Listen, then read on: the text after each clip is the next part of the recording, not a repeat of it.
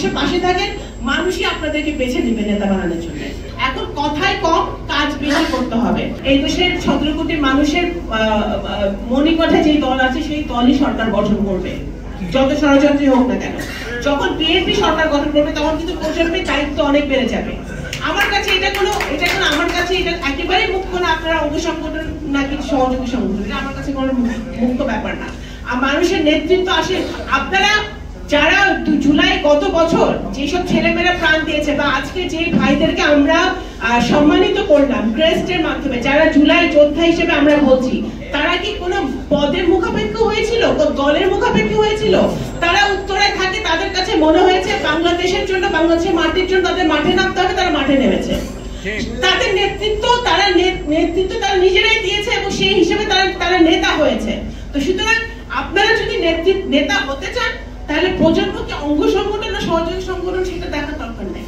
নিজেরা নিজেদের জেলায় উপজেলায় নিজের গণ্ডির মধ্যে আপনারা বিকশিত হন, মানুষের পাশে থাকেন, মানুষই আপনাদেরকে বেছে নেবে নেতা বানানোর জন্য, সেটা আপনাদের মনে রাখতে হবে।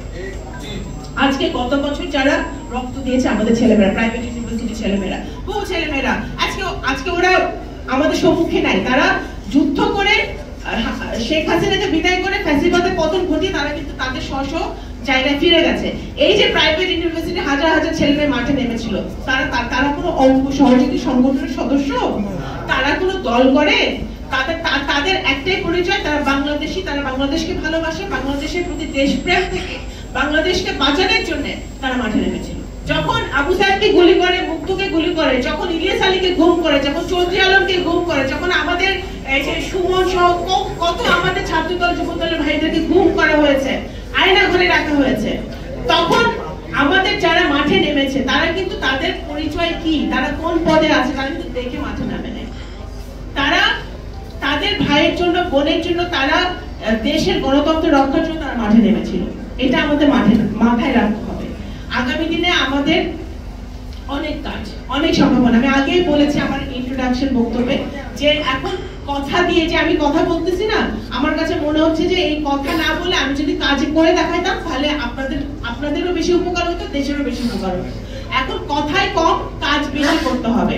বাংলাদেশে আমাদের যদি 31 দফা একেবারে 1 থেকে 31 পর্যন্ত ইমপ্লিমেন্ট করতে হয়, বাস্তবায়ন করতে হয়, তাহলে কিন্তু কাজের বিকল্প নেই। শিক্ষা, স্বাস্থ্য, বাসস্থান, আমাদের প্রত্যেকটা সেক্টরে আমাদের অনেক কিছু করার আছে। আমাদের গণতান্ত্রিক প্রতিষ্ঠানগুলোকে ঢেলে সাজাতে হবে, আমাদের বিচার বিভাগ ঢেলে সাজাতে হবে, বিচার বিভাগকে আপনার স্বাধীন করতে হবে, আমাদের প্রত্যেকটা গ্রামাঞ্চলে আমাদের প্রত্যেক নারী পুরুষ প্রান্তিক জনগোষ্ঠী যাতে সমান শিক্ষা পায়, সুশিক্ষা পায়, সমান স্বাস্থ্য হেলথ কেয়ার পায়, স্বাস্থ্য সেবা পায়, সেটা আমাদের নিশ্চিত করতে হবে।